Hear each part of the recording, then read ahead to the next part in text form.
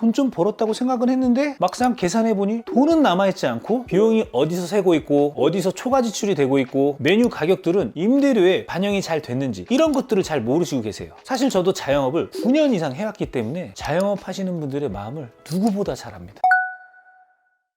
안녕하세요. 돈 버는 레시피의 정용입니다. 많은 자영업자 사장님들이 저한테 찾아오셔서 하시는 말씀이 있으세요. 장사가 처음엔 잘 되는데 갑자기 손님이 끊겨서 인건비, 월세, 재료비 때문에 돈이 필요합니다. 그런데 이분들이 불과 몇 달 전에는 만났을 때는 지금 손님이 어느 정도 있고 하루 매출이 얼마 정도 나온다고 자랑하고 그러셨거든요. 그런데 왜 갑자기 장사가 잘 되다가 대출까지 알아볼 정도로 자금이 부족하게 된 걸까요? 오늘 그 비밀에 대해서 알려드릴 테니 자영업을 하시는 분이거나 자영업을 준비하시는 분이라면 오늘 영상 꼭 시청하시길 바랍니다. 자, 자영업을 처음 하시게 되면 가장 이루고 싶은 목표가 있는데 뭘까요? 가게에 많은 사람들이 오는 게 목표일 거예요. 그런데 그 중에 손님들이 줄 지어서 기다릴 정도로 잘 되는 매장은 많지 않을 거예요. 손님이 많은 가게들도 물론 있지만 실제로 대부분의 가게들이 몇 달 뒤에 다시 가보면 손님이 많이 줄었거나 심지어 문 닫는 곳들도 있으세요. 아니, 그렇게 장사가 잘 되는데 왜 갑자기 무슨 짓을 했길래? 라고 의아하실 텐데 그런 가게들 보면 몇 가지 특징들이 있습니다. 제가 여러 자영업자분들을 많이 만나보고 컨설팅도 해드렸기 때문에 뭐가 문제인지 잘 알기도 하고, 사실 저도 자영업을 9년 이상 해왔기 때문에 자영업 하시는 분들의 마음을 누구보다 잘 압니다. 자, 그래서 오늘 영상에서는 장사가 잘 되다가 갑자기 망하는 가게의 3가지 특징들에 대해서 설명드리겠습니다. 첫 번째는 제가 여러 번 채널에서도 말씀드렸었고 백종원 선생님도 방송에서 여러 번 말씀하셨던 부분인데, 제대로 된 손익 계산을 하지 않는다는 거예요. 한 달에 재료비가 얼마나 들고 관리비와 운영비 이런 것들을 감안해서 메뉴의 가격을 어느 정도 측정해야 되고 매장의 손익분기점을 넘기 위해서는 메뉴를 몇 개 팔아야 되는지 이런 계산이 잘 되지가 않죠. 그래서 이런 손익 계산을 잘못 잡고 메뉴 가격도 잘못 잡은 매장들은 아무리 손님이 많이 와도 생각보다 수익이 크게 늘어나지 않고 오히려 마이너스가 되는 경우들도 많이 있습니다. 이건 사업 초반에는 티가 잘 나지 않고 3년 정도 운영했으면 딱 아실 거예요.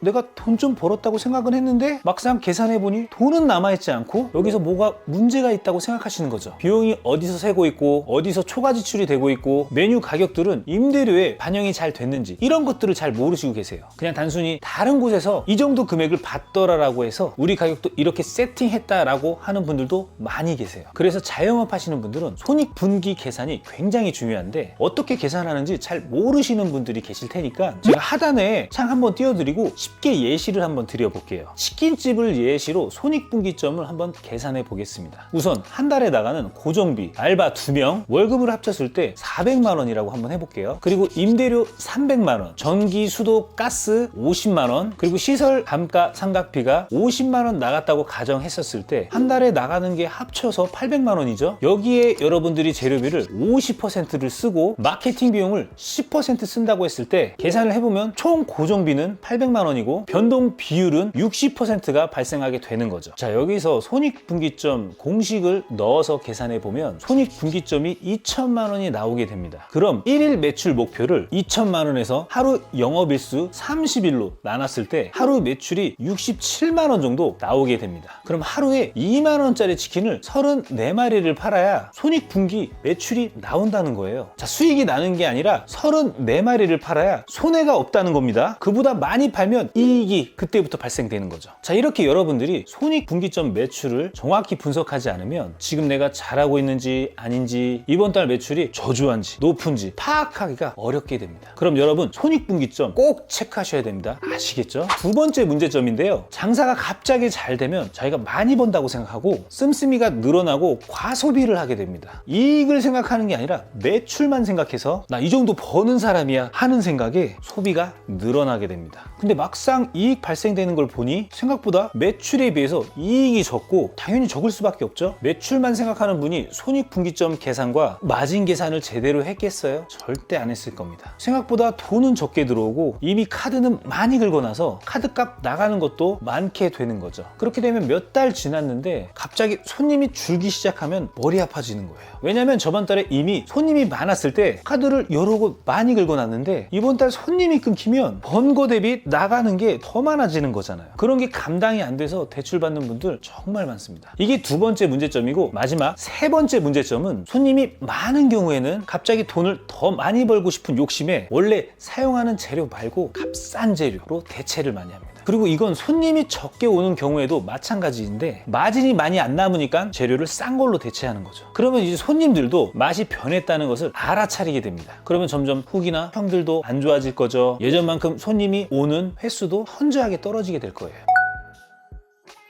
오늘 제가 알려드린 이 세 가지 문제점을, 사실 이거 각기 다른 문제들이 아니라 하나로 연결되는 문제들이에요. 제대로 손익분기점을 잡지 않다 보니 내 이익이 얼마인지 정확하게 판단하지를 못해서 씀씀이가 늘어나는 거고, 씀씀이가 늘어나서 이제 이익을 더 챙기기 위해 재료비를 줄이거나 알바를 줄이거나 하는 거죠. 그래서 여러분이 자영업 성공하시기 위해서라면 손익분기점을 확인하시고 매일 매출과 지출을 체크하면서 여러분의 사업이 어떻게 흘러가고 있는지, 이익은 얼마인지, 세금은 얼마 정도 나올지 미리 다 참고해서 반영하시길 바랍니다. 만약 손익분기점 그래도 좀 어렵고 내 사업은 어떤 게 문제인지 모르겠다, 아니면 사업자금 대출이 필요하신 분들은 아래 링크로 상담 신청 남겨주시면 안내 도와드리겠습니다. 자, 그럼 오늘 영상은 여기서 마치고요. 오늘 영상 유익하셨다면 구독과 좋아요 해주시고, 다음 영상에서도 여러분의 돈을 모을 수 있게 도와드리고 사업을 성공시킬 수 있는 방법들을 알려드리겠습니다. 지금까지 돈 버는 레시피의 정용이었습니다. 안녕.